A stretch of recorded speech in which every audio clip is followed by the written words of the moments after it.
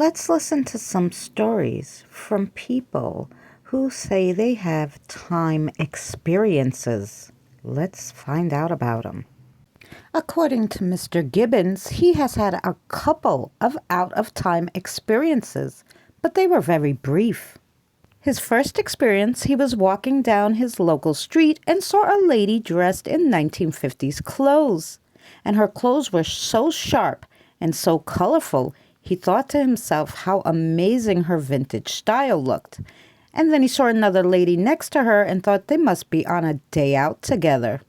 But as he continued to walk, he saw more and more people in 1950s apparel. Just as he started to question what was going on, the people in the 1950s clothing just disappeared. Mr. Gibbons had almost the same experience on a different street, but the people he saw looked like they were dressed from old Amish days, which you just never see in the UK.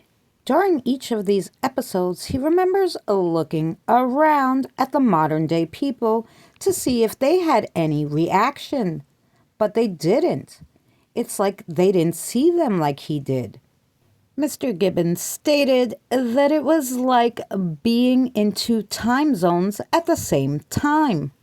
The only rationale that Mr. Gibbons could come up with is that it doesn't happen often, but sometimes he thinks that there may be moments where the past and present blur. If interdimensional travel is possible, then there must be gates, Mr. Gibbons thinks. Maybe gates open sometimes. Mr. Gibbons states he doesn't have an explanation, but maybe the past is not as far away as we think. Our next story comes from Anthony G. I had a time slip once. I had gone to the beach, and I went swimming. When I came back ashore, around where I lived in the suburbs, the beach was empty, and there were road lines and cement block housing. People were using horses, but in the background I could see that there were wires and comm towers. Then people started asking me why I was in the water, and they seemed confused. They were dressed in simple clothes, but wearing a lot of leather, and I was freaking out, probably more than they were. They spoke English, but with a very strange accent, and some words, Anthony says, he just couldn't follow. And this went on for about 4 hours. He had asked one of them where they were, and they had confirmed that it was his city they were in. But then I asked one of them what year it was, and they said 367 of the Inclum. Most people carried around weird firearms with them, small and blocky, and in the back streets there were open barter markets. Anthony was so petrified, he just eventually ran and hid in the dunes. And then reality suddenly flashed back, and he was where he was supposed to be. Anthony will never forget that experience. Our third story comes from Kaylee. In a small village, a 3-year-old girl was playing with her family. Suddenly, she walked off to go to the kitchen, and when she didn't return, the aunties went looking for her. But she wasn't there. It was like she simply disappeared into thin air. Her disappearance and the search for her became national news, but they never found her. 6 years later, just as she left the kitchen, she had returned, wearing the same clothing and was the same age. The 3-year-old girl just returned. The village elders discussed the matter, and they said they understood what happened. And now they didn't want any more news media camping out around there. They decided, unlike before, they didn't want the publicity, so they kept it a secret. The girl grew up normally, and this story is only told by the village folk. Kaylee stated in her community this is not such a far-fetched story, considering this wasn't the first time it had happened, and it wasn't the last.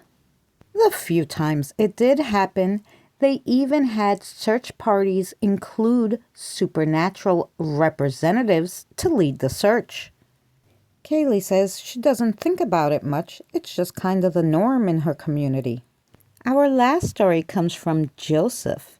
It's fresh in his memory, even though it happened 40 years earlier, in June or July of 1986. Joseph, who's a surgical first assistant and bone fracture consultant, said he was riding his bike east on Rumson Road in Rochester, New York. This road ran perpendicular to East Dewey and south of Laletta Road. 1 or 2 blocks on the southeast corner lived his friend Sean. Sean, a high school classmate of Joseph's, house was on the corner, and that tempted day his grass looked particularly green. But Joseph thought to himself, I really hope his dog doesn't get out and chase me. But as soon as that thought crossed my mind, his pit bull was out.